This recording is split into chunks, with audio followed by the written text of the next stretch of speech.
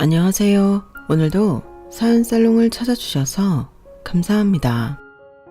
거지 같은 시댁 식구들 때문에 이혼할 뻔한 거 참고 또 참아온 사람이에요. 지금 생각해보면 그 세월을 어떻게 버텨왔나 제 자신이 대견스럽기까지 하다니까요. 그런데 극강의 인내 끝에 저에게 큰 복이 주어졌네요. 시댁 식구들 중 유일하게 제게 잘해주었던 시부로부터 말이죠. 옛날 조선시대 같았으면 절대로 효부라고 나라에서 비석이라도 세워줘야 마땅해요. 그 정도로 시댁의 온갖 희생 다 하고 살았어요. 그런데 제가 가장 싫어하는 말이 뭔 줄 아세요? 바로 딸 같은 며느리예요. 제가 가장 싫어하고 혐오했던 우리 시모가 저한테 일 시켜먹고 희생을 강요할 때 꼭 딸 같은 며느리라고 하더라고요. 참내, 딸은 무슨... 시모는 서울에서 살며 대학물 좀 먹었다며 온갖 고상한 척 다 하던 동서들한테는 진짜 딸처럼 잘해주더군요. 근데 시댁에서 합가하여 같이 살던 전 딸은커녕 머슴 부리듯 했어요. 지금 와서 또 옛일을 떠올리자니 우라통이 치밀어 오르네요. 사람은 누구나 다 인정받고 싶어 하잖아요. 그래도 제 수고로움을 인정해주고 그나마 사람 대접해줬던 남편과 시부가 있어서 이혼 안 하고 버틸 수 있었어요. 그런 시부가 지금 거의 사경을 헤매고 있어서 마음이 너무 아프네요. 돈이고 뭐고 내가 의지했던 어른이 이 세상을 떠날 것만 같은 게 공포스럽기까지 합니다. 한평생 벼농사 짓고 소처럼 일만 하며 고생한 시부인데 고 하나 다름없던 절 딸처럼 대해준 착한 시부가 너무 불쌍하게 느껴져요. 사고 뭉치 시모가 그동안 도박이다, 사치다, 바람이다 해서 날린 돈만 아니었어도 진작 시내에 건물 하나는 올렸을 텐데 옆에 내 잘못 만나 시부가 참 고생 많이 하며 사셨네요. 시부가 몇 달 못 사시고 돌아가실 것 같은데 만일 그렇게 되면 이제 시댁 식구들과는 연 끊고 살려고요. 그게 제 정신건강에 좋을 듯 해서요. 나한테 뭐 이득되는 대단한 가족이라고 꾸역꾸역 연락하며 지내겠어요. 이건 진짜 가족도 아니에요.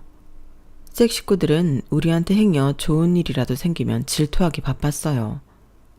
반대로 자기네들한테 좋은 일 생기면 자랑하고 우리 가족 비교하며 깎아내리기 일쑤였어요. 이 집안의 큰아들인 남편과 제가 대학 문턱에도 못 가봤고 그 밑으로 시동생 둘과 동서 둘 다 지방대는 나왔거든요. 사실 이름 없는 대학이고 등록금만 내면 들어갈 수 있는 곳이지만 지방대 나와서 서울에 살고 있다는 것만으로 얼마나 으스대던지 아주 꼴사 나온 적이 한두 번이 아니었죠. 이게 무슨 가족인가요? 이렇게 서로 스트레스 주고받을 관계라면 애진작에 청산하는 게 맞는 것 같아요. 오늘은 아주 시댁 욕 좀 제대로 한번 해보렵니다. 그래야 제 속이 좀 후련해질 것 같아서 말이죠. 제가 어디 가서 시댁 욕을 할 수 있겠어요. 공감 잘해주시는 사연살롱 구독자분들께만 몰래 해야지. 다른 곳에 가서 남편 가족 욕해봤자 누워서 침 뱉기죠 뭐. 제 이야기 좀 끝까지 들어주시고 제 수고로움을 좀 알아주시면 감사하겠습니다. 지금부터 시작해볼게요. 전 엄마 얼굴도 기억이 나지 않아요. 엄마는 절 낳다가 피가 멈추질 않아 돌아가셨거든요. 아마 지금으로 따지면 완전 전치태반이었던 것 같아요. 전치태반이라는 게 배 위쪽에 있어야 할 태반이 아래쪽에 드리워져 있어서 아이를 자연분만하면 진짜 위험한 상황인 거잖아요. 근데 저희 엄마 아빠는 산부인과 갈 돈도 없어서 전치태반이건 뭐건 알지도 못하고 집에서 절 낳으셨대요. 시골 동네에서 가장 아이를 많이 받아봤다는 산파 할머니에게 부탁해서 말이죠. 그런데 양동이에 가득 차고도 피가 멈추지 않았고 결국 엄마는 그 자리에서 돌아가시고 말았다고 해요. 산파 할머니도 할머니지만 우리 아빠도 참 바보 같았죠. 그런데 그때 당시는 전 국민 건강보험이 안 될 때라 병원비가 참 비쌌다고 해요. 제왕절개를 할 생각도 못했지만 그때 수술 비용도 그때 당시 돈으로 100만 원이었다고 하니 엄두도 못 냈겠죠. 진짜 찢어지게 가난한 집이었거든요. 참 돈이 웬수죠. 그렇게 엄마는 저만 이 세상에 덩그러니 남겨두고 돌아가셨어요. 제게 남은 건 엄마의 미스때 사진 한 장뿐이에요. 현재 저보다도 훨씬 젊고 앳된 아가씨적 엄마 사진을 보면 마음이 참 짠합니다. 아빠는 그래도 참 선하고 성실한 분이었어요. 제가 아기 때는 앞집 할머니한테 절 맡겨놓고 일을 나가시곤 했다고 해요. 앞집 할머니도 중간에 돌아가셔서 초등학교 들어갈 때부터는 그냥 저 혼자 자취하듯 살았다고 해도 과언이 아니에요. 읍내 나가서 돈 버느라 하루 종일 얼굴 보기도 바쁜 아빠 탓에 항상 저 혼자 있었는데 그 모습을 옆집 아저씨가 보고는 너무 불쌍했나 봐요. 아저씨가 절 많이 챙겨주셨어요. 시골 기와집이라 마당에서 까치발 들고 보면 옆집이 훤히 보였거든요. 옆집은 벼농사를 꽤 크게 짓는 집이었는데 아저씨 아줌마와 아들 셋이 있는 가족이었죠. 전 거의 혼자 있었지만 옆집 가족들이 부럽진 않았어요. 왜냐고요? 옆집은 아줌마 아저씨가 맨날 싸우기 일쑤였고 착하디 착한 큰아들 빼고는 둘째, 셋째 아들은 성격이 아주 나빠 처먹었거든요.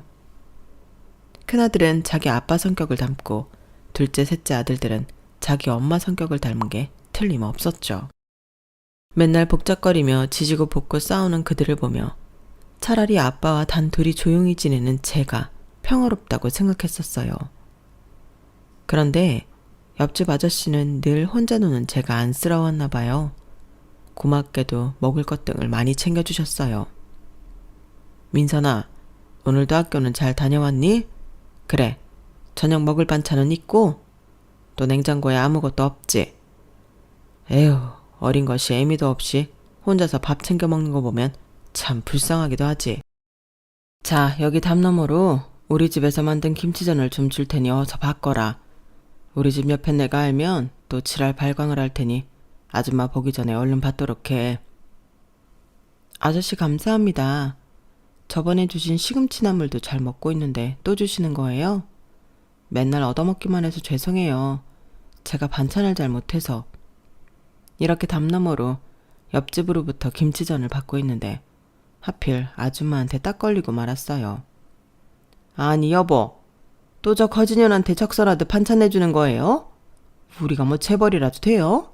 우리 먹을 것도 모자라는데 왜 자꾸 남의 집 것까지 챙겨주려 하는 거예요? 나한테 그렇게 좀 돈을 써봐요. 내가 돈 달라고 하면 눈에 쌍심지를 켜고 죽일 듯 노려보더니만. 아니 이놈의 옆에 내가 이제 초등학생인 여자애가 애미도 없이 혼자 쓸쓸히 밥 먹는 게 하도 안 돼 보여서 안 먹는 반찬 좀 내주는 게 그리도 아까워? 뭐? 내가 당신한테 돈을 안 준다고? 지금껏 당신이 가져간 돈 다 어디다 썼는데 맨날 화투판에 갖다 바치고 시골 사는 옆에 내가 뾰족구두 산다 명품백 산다 난리치면서 뺏어갔잖아. 그런 당신을 믿고 달라는 대로 돈을 다 주면 내가 바보 천치지? 저 때문에 괜히 옆집 아줌마 아저씨가 싸우게 된 것 같아 너무 민망했어요. 전 그냥 조용히 저희 집으로 들어갔죠. 그 후로도 옆집 아저씨는 아줌마 눈을 피해 그 집 큰아들인 현식이 오빠를 시켜서 제게 국과 반찬을 갖다 주곤 했어요. 몸둘 바를 모를 정도로 너무나도 감사한 일이었죠. 그런데 어느 날이었어요. 늘 웃으며 정답게 대해주던 아저씨가 일그러진 다급한 얼굴로 제게 헐레벌떡 뛰어와서 대뜸 소리치셨어요. 민선아, 아유 불쌍한 것, 이 일을 어쩔꼬. 네 아버지가 돌아가셨단다. 읍내 건물 짓는 공사판에서 자재가 머리 위로 떨어지는 바람에 그 자리에서 돌아가시고 말았대. 얼른 경운기 뒤에 타라. 이 아저씨랑 네 아빠한테 가자꾸나. 아빠는 병원 응급실로 실려가셨단다. 전 슬퍼할 겨를도 없이 상황 파악도 제대로 안 된 채 아저씨가 모는 경운기에 올라탔어요. 너무 놀란 제 옆에 현식 오빠가 제 손을 꼭 잡아주면서 함께 타고 병원으로 갔죠. 민선아, 너무 충격받지 말어. 이 오빠도 아직 중학생밖에 안 돼서 세상살이 아무것도 모르지만 사람이 살다 보면 별별 일이 다 있는 거니깐. 설사 네가 혼자 되더라도 우리 집이 바로 옆집이니깐 최대한 도와줄 테니 걱정 말어. 초등학교 6학년과 중학생의 대화치고는 참 성숙하죠. 그만큼 진중하고 착했던 현식 오빠만 믿고 응급실에 도착했어요. 처참한 아빠의 마지막 모습까지 확인했죠. 내 곁에 현식 오빠와 아저씨가 있었기에 가능했을 거예요.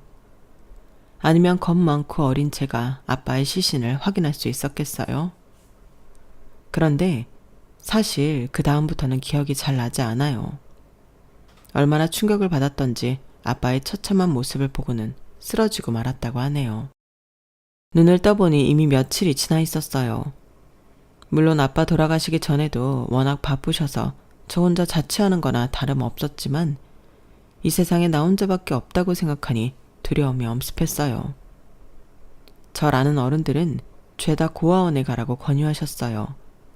거의 등 떠밀다시피 말이죠. 하지만 아빠와 함께 살던 이 집이 있는데 고아원에 들어가 모르는 사람들과 살긴 싫더라고요.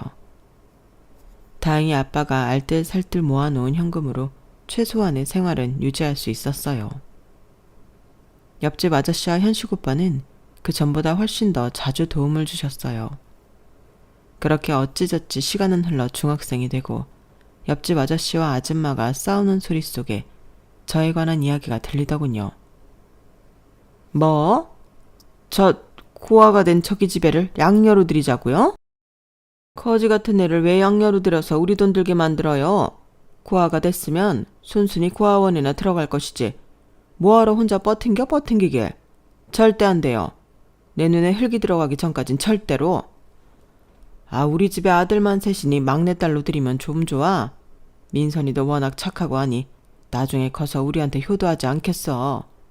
아유, 참 답답한 옆에 내 같으니라고.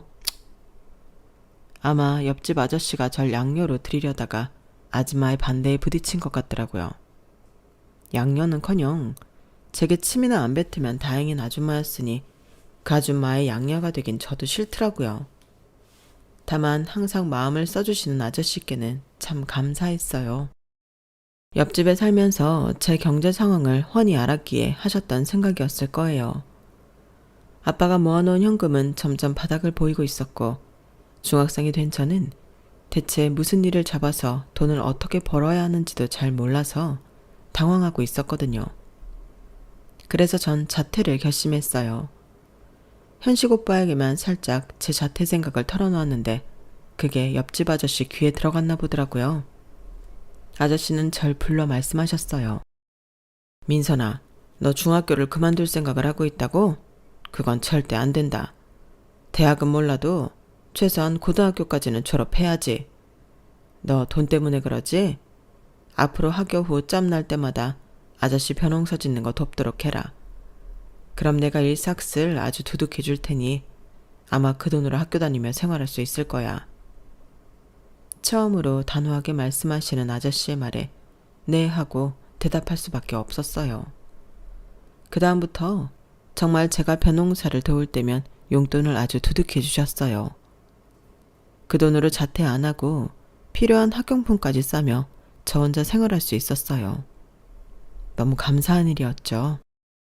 저와 몇 살 차이 안 나는 현식 오빠도 자기 아버지 농사일을 함께 도우고 있었어요.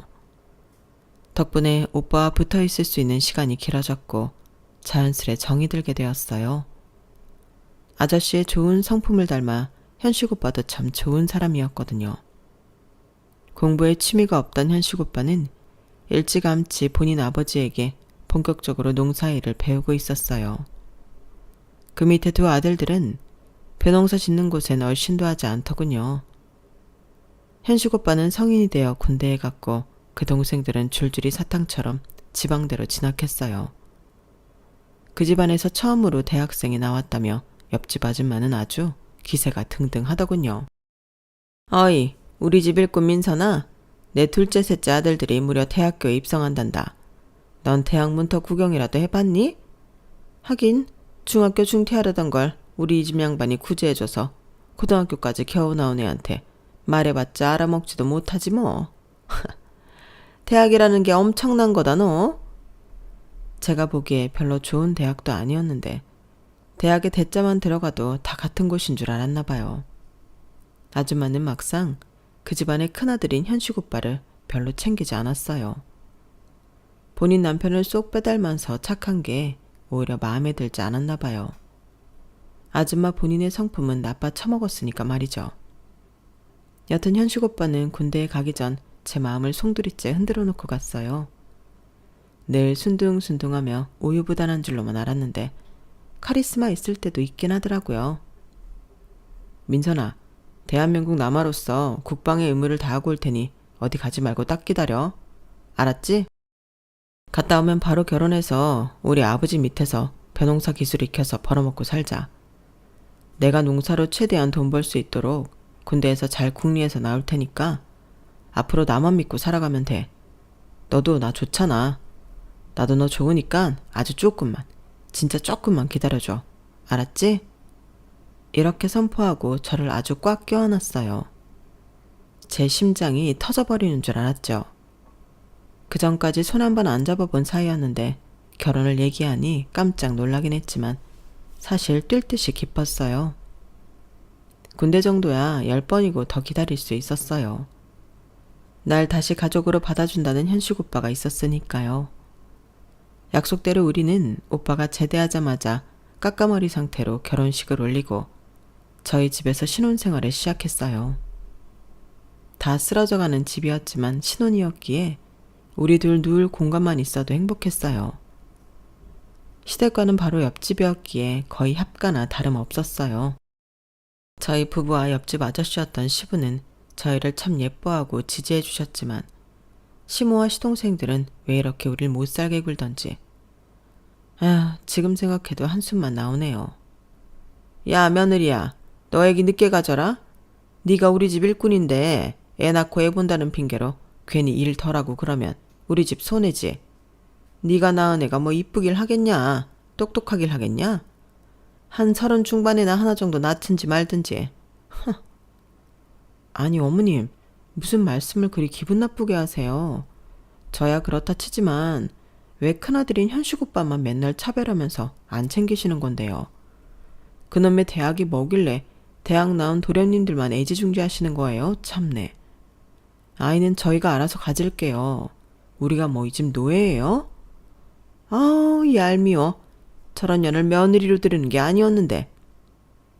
전 결혼한 지 얼마 안 된 새댁이었어도 시댁 식구들과 옆집에 딱 붙어 계속 봐온 사이였기에 얄미운 시모한테도 할 말은 다 하고 살았어요.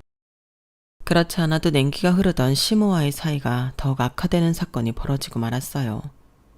시모는 언제나 시댁 내의 최대 사고뭉치였어요. 일단 옆 동네 비닐하우스에서 벌어지던 화투판에 자주 들락날락거리며 집안의 돈을 다 퍼가곤 했어요. 그 사실이 발각될 때면 시부가 아주 시무를 쥐잡듯이 잡았지만 개벌은 난 못 주더군요. 아주 도박 중독이어서 자금이 다 떨어질 때면 시뻘개진 눈으로 돈 될 물건들을 찾기 일쑤였어요.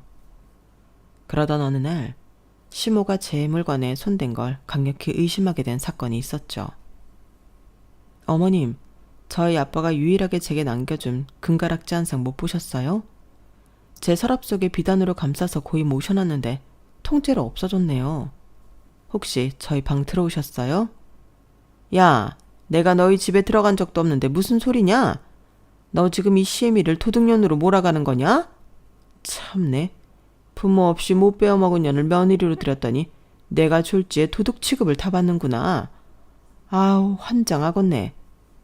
시모는 억울하다는 듯이 방방 뛰었어요.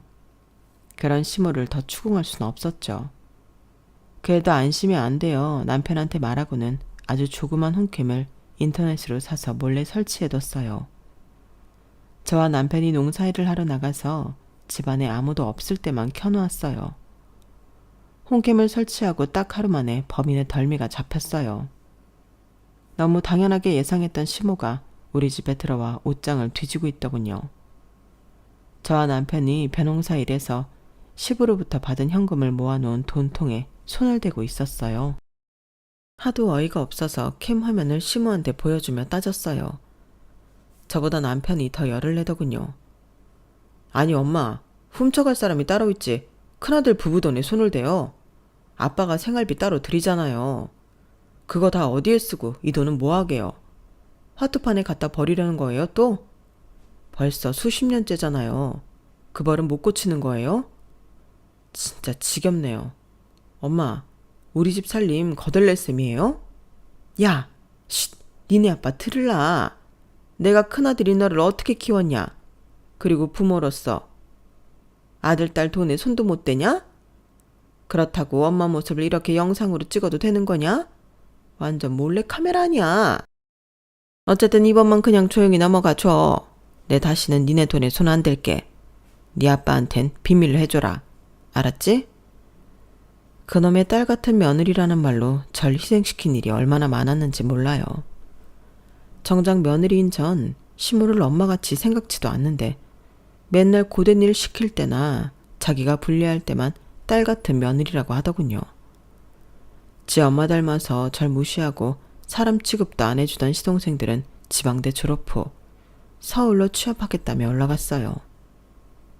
시댁에 시동생 둘이 사라지니 그나마 마음은 편하더군요. 역시 꼴 보기 싫은 사람은 안 보고 사는 게 상책인가 봐요. 그런데 취업 후 얼마 지나지 않아 시동생들이 빠르게 결혼을 하더라고요. 어쩜 둘 다 똑같이 속도 위반을 해서 아기 가진 상태로 말이죠. 우리 시댁에 삼신할매가 세트로 아기를 점지해 주셨는지 저도 임신을 하게 됐어요. 며느리 셋이 비슷한 시기에 아기를 낳게 된 거죠. 시모는 대학 나온 동서들과 가방끈 짧은 저를 비료하며 저만 깎아내리기 바빴어요. 넌 뭐하러 아기 낳고 산후조리원 들어가려고 하니? 너 산부인과에서 딸이라고 했다며.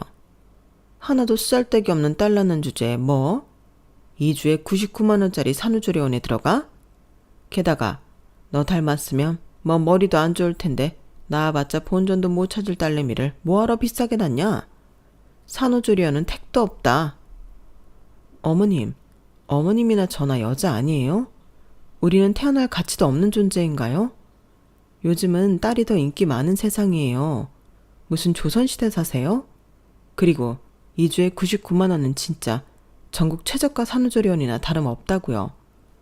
남편이 오케이 한 상황인데 왜 굳이 못 가게 하시는 거예요?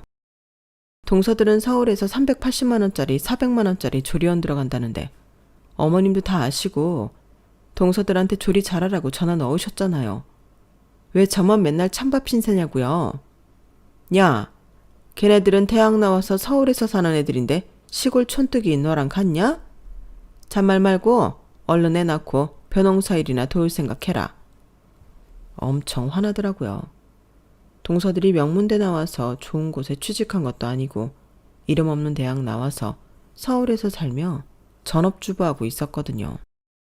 임신한 몸으로 뼈 빠지게 벼농사 짓고 매일 고된 노동하며 돈 버는 제가 왜 그런 부당한 대우를 받아야 하는지 모르겠더라고요. 전 시모의 말 따위 무시하고 시부와 남편의 지지 속에 딸아이를 무사히 낳았고 조리원에서 2주간 조리도 마쳤어요.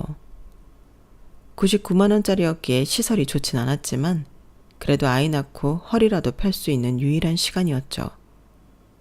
시부는 어렸을 때부터 절 진짜 딸처럼 여겨준 분이었기에 며느리가 되고도 일을 많이 시키진 않았어요.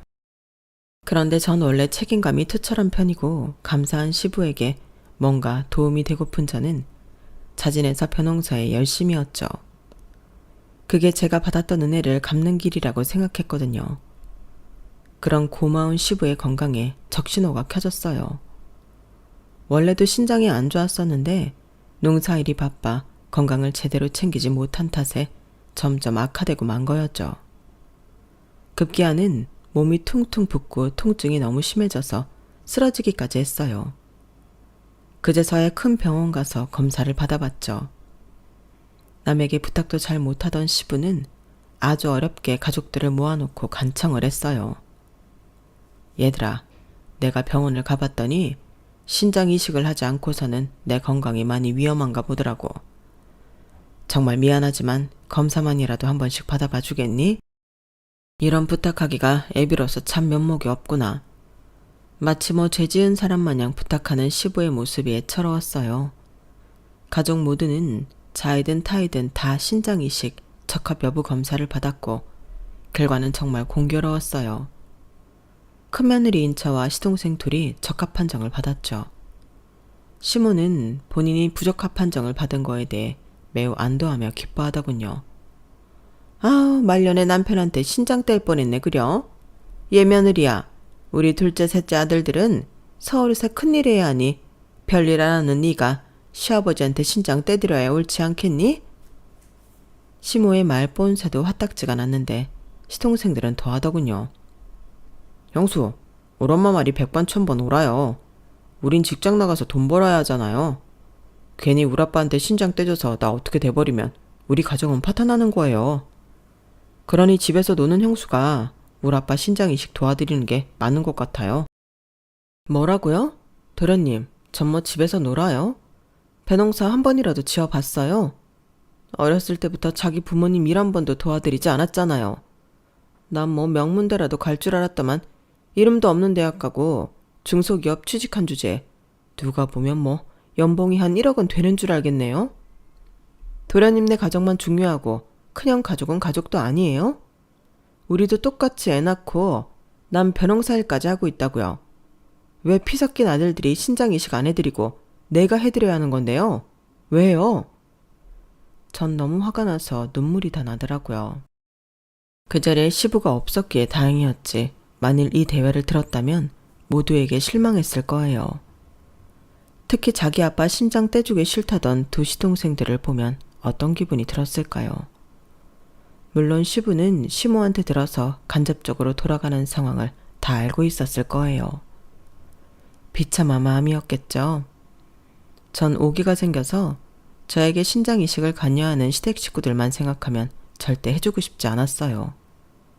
속으로 갈등이 많이 되더군요. 하지만 부모님 다 돌아가신 저를 입양까지 생각하며 진짜 친딸처럼 대해주신 시부의 건강이 악화되고 있다고 생각하니 마음이 찢어졌어요. 전 남편과 상의 후 중대한 결정을 내렸어요. 바로 시부에게 달려가 말씀드렸죠. 아버님, 제가 신장 떼어드릴게요. 절 어릴 적부터 저를 딸처럼 걷어주신 아버님한테 아까운 게 뭐가 있겠어요. 이거 희생이라고 생각하지 않아요. 아버님 오래 사실 수만 있다면 뭔들 못하겠어요. 제 말을 들은 시부는 펑펑 울더군요. 시부가 그렇게 서럽게 우는 건 처음 봤어요. 민선아, 내 너를 진짜 딸처럼 여기고 있다만 이렇게까지 날 위해 큰 결심을 해줄 줄은 몰랐다. 둘째, 셋째 아들놈들이 다 싫다고 내 뺀 거 내 모르는 거 아니다. 정말로 너무 미안하고 면목이 없다. 다 늙어서 생명 더 연장하겠다고 이렇게까지 하는 게 옳은 일인지도 잘 모르겠다. 아버님께서 그렇게 우시니 저도 눈물이 나네요. 그런데 아버님, 또 한 가지 드릴 말씀이 있어요. 이곳은 하도 시골 골짜기라 우리 딸 소라가 걸어서 다닐 만한 유치원도 없고 하니 앞으로 시내로 나가서 살려고 해요. 안 그래도 저희 집 너무 오래되고 좁은 집이라 비 새고 눈 새고 난리도 아니거든요. 돈은 그동안 모아놓은 것과 대출로 해결하려고 해요. 소라 아빠도 시내에서 할 수 있는 일을 찾고 있어요. 워낙 성실하고 착한 사람이니 어떻게든 되겠죠 뭐. 그렇게 눈물바람을 하고 몇 주 후 시부에게 신장 한쪽을 떼어드리는 대수술을 했어요. 현재 살던 곳에서 충분히 휴식을 취한 후 계획대로 시내로 나가서 따로 살게 됐어요. 남편이 트럭 운전을 기가 막히게 잘했기 때문에 인쇄업체 배달 전문기사로 취직이 되었어요. 시내에 집은 어떻게 구했냐고요? 저희는 부족한 돈을 대출로 해결하려 했는데 고맙게도 시부가 목돈을 준비해 주셨어요. 그 돈으로 무려 27평 아파트에 전세로 들어갈 수 있게 되었죠. 정말 꿈만 같았어요. 방 3개에 화장실 2개나 되는 집이라니. 소라와 저희 부부 이렇게 세 식구가 살기에는 대궐같이 느껴졌죠. 저희가 분가하는 과정에서 시모가 어찌나 들깨처럼 헐뜯고 물어뜯었는지 몰라요. 근데 그 이유가 다 뭔지 아세요? 일 시켜먹을 큰 며느리가 없어진다는 게 시모의 가장 큰 불만이었어요. 아유, 이 나쁜 년놈들이 늙은 노모와 아버지를 버리고 기어코 따로 나가 산다는구나. 니네가 우리 부부를 버리고 잘 먹고 잘 살 것 같으냐? 그럼 이 집 살림은 다 누가 하냐? 다 늙어서 온 뼈마디가 다 아픈 내가 하리? 아님 신장 이식 받고도 저렇게 골골대는 네 시아버지가 하리? 넌 진짜로 독한 년이로구나. 그러니까 애미애비 없이도 이렇게 잘 먹고 잘 살아왔지. 썩을년. 전 너무 화가 나서 그동안 속에 썩혀왔던 말들을 시모한테 다 내뱉어버렸어요. 어머님, 난 이 집에 시집와서 지금껏 노예처럼 일 다 하고 살림 다 하고 살았어요. 옆집에 살았지만 담장 맞대고 살았으니 시댁살이 하는 것과 마찬가지였다고요. 어머님께서 화투친다 콜라텍 다닌다 하면서 밖으로만 돌 때 이 집 살림 누가 다 했나요? 그런 절 보고 따뜻한 말 한마디 해준 적 있나요?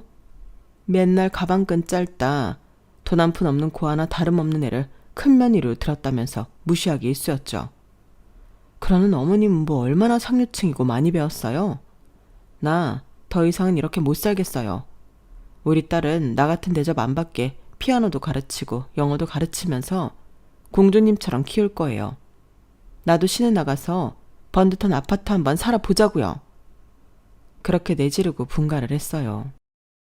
그런데 그게 시모한테 하는 마지막 말이 될 줄은 꿈에도 몰랐어요.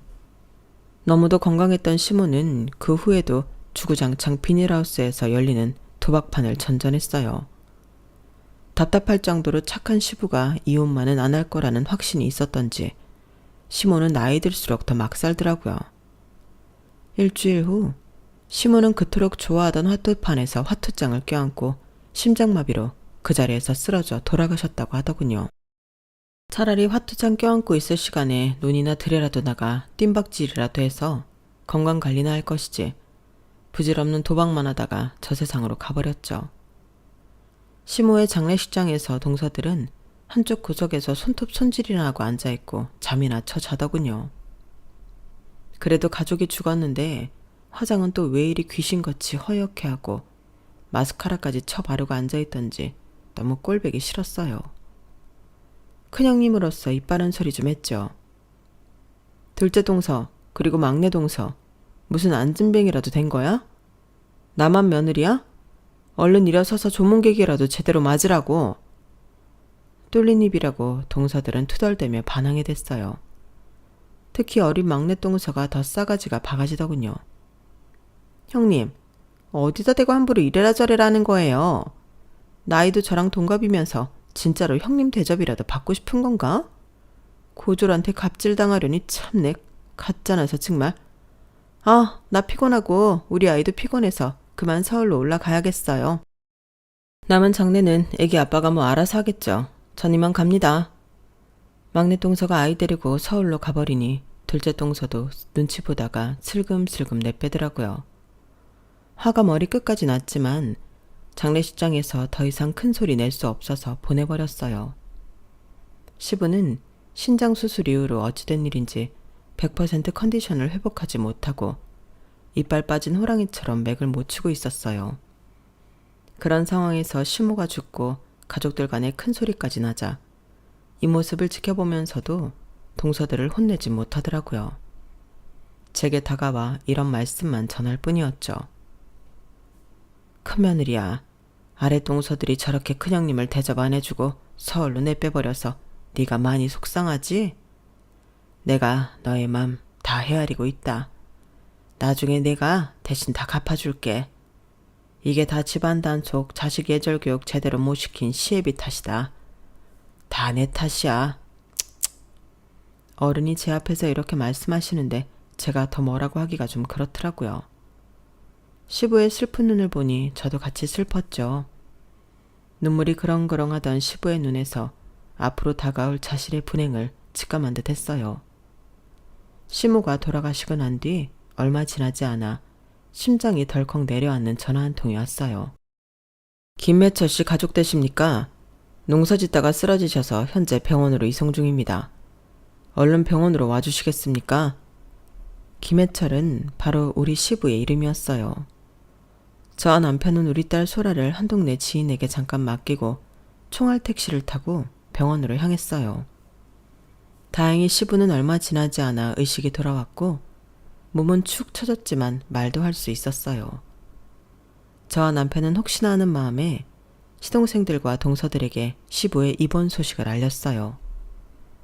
전화는 안 받더니 카톡 답장은 하긴 하더군요. 그 대답은 가관이었지만요.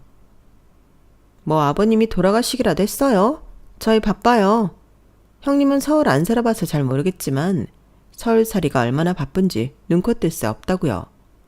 아버님 죽으면 장례식에서나 불러주세요. 정말 어이없는 답장이죠. 시동생이나 동서나 싸가지 없는 사람들끼리 결혼한 게 틀림없더군요. 하긴 그러니 자기 아버지 신장으로 죽을 고비 넘기고 있을 때도 신장 못 떼어주겠다고 저에게 떠밀었겠죠. 하여튼 사람이 아닌 족속들이었어요. 저와 남편이 열받아서 씩씩대고 있을 때 시부가 저희 부부를 조용히 불렀어요. 내가 네 엄마 죽고 논이며 밭이며 싹 다 정리하고 소일거리로 벼농사 지을 땅만 남겨놓은 거다. 이젠 그마저도 지을 힘이 없어 쓰러지고 말았구나. 네 엄마가 살아생전에 화투판에 얼마를 갖다 바쳤는지 대충 알지? 그 옆에 내는 당최 믿을 구석이 없는 여자였어. 내가 네 엄마 모르게 모아놓은 돈이 꽤 많다. 우리 시골 동네에서 나보다 일찍 논에 나오는 사람 없었고 나보다 늦게까지 일하는 사람 없었다. 한평생을 그만큼 성실하게 살았어. 자, 바꿔라. 이 돈이 그 대가다. 다 니네 부부 거야. 난 세련된 사람이 아니라 투자도 할 줄 모르고 통장에 넣을 줄도 잘 몰라서 그냥 무식하게 현금으로 갖고 있었지. 아까 앞집 김씨 아저씨한테 부탁해서 이 돈 다 갖고 왔다. 5만 원짜리 몇 장인지 한번 세어봐라. 시부의 짐이 든 여행 가방인 줄로만 알았던 트렁크를 열어보라고 손짓하시더군요. 병원 침대 옆에 있던 크디 큰 트렁크를 열어서 펼쳐보았죠. 마치 보물상자를 여는 기분이었어요.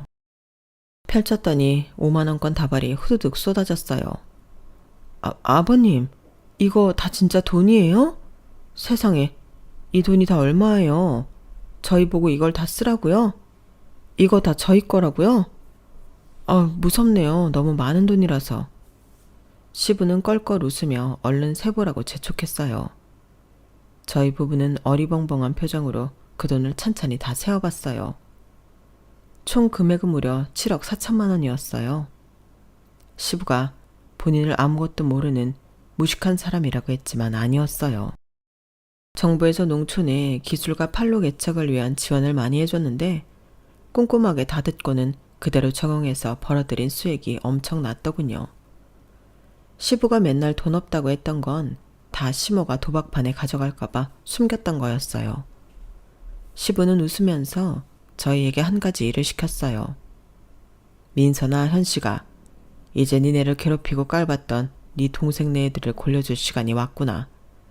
자, 이 돈을 다 펼쳐서 내 병실 침대에 쫙 깔고 사진 찍어 걔들한테 다 전송해라. 다들 아마 1시간 안에 도착할 거다. 전 시부가 시키는 그대로 다 했어요. 동서들한테 카톡으로 사진 딱 한 장을 보냈죠. 그랬더니 시부가 말한 대로 두 팀 다 1시간 안에 병실에 도착하더군요.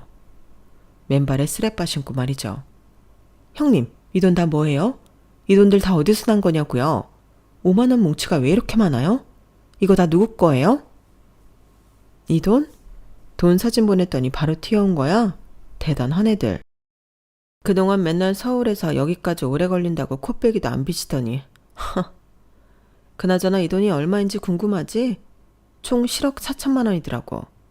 아버님께서 이 돈 우리 부부 다 가지래. 부럽지? 7억 4천이요? 이 돈을 다 아주버님네만 주신다고요? 아버님, 어떻게 이러실 수가 있어요. 저희도 다 같은 자식이잖아요. 저희는 심지어 대학까지 나오고 서울 사는 자식들인데 성공하면 누가 더 성공하겠어요?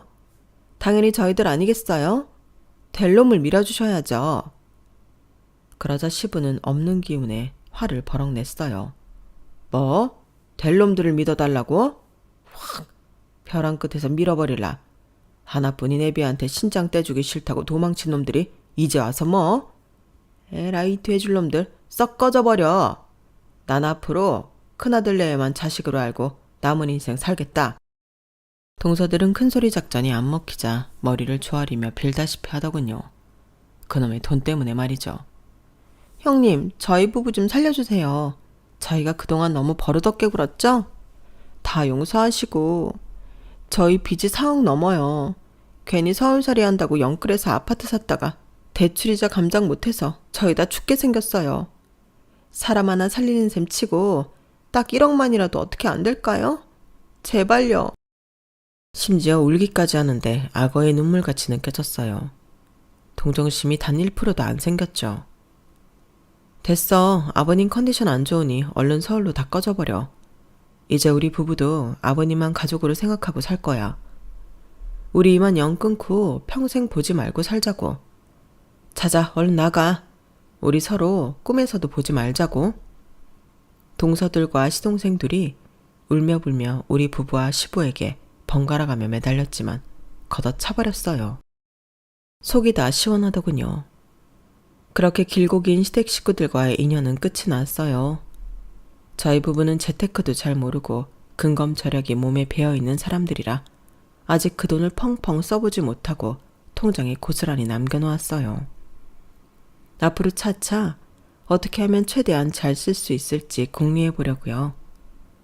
딱 한 가지 걱정은 시부가 건강이 너무 안 좋아지셔서 저희 곁을 빨리 떠나버릴까봐 두렵다는 거예요. 아무것도 없는 절 친딸처럼 지금껏 키워주신 시부가 최대한 오래 사실 수 있는 궁리 먼저 해봐야겠습니다. 이 정도면 저 효부 맞죠? 우리 집 앞에 효부상이라도 하나 세워줘야 할 정도로 시댁에 충성하고 살았네요. 그렇게 살아온 제 인생이 잘한 건지 바보 같았던 건지 사연살롱 구독자분들께서 한번 판단해 주세요. 지금껏 긴 글 읽어주셔서 감사해요. 모두들 복 많이 받으시고 건강하시길 바랍니다. 건강이 최고죠 뭐. 여러분, 사연 댓글에 응원과 현명한 조언 부탁드려요. 좋아요와 구독은 저에게 큰 힘이 됩니다. 오늘도 좋은 일 가득하세요.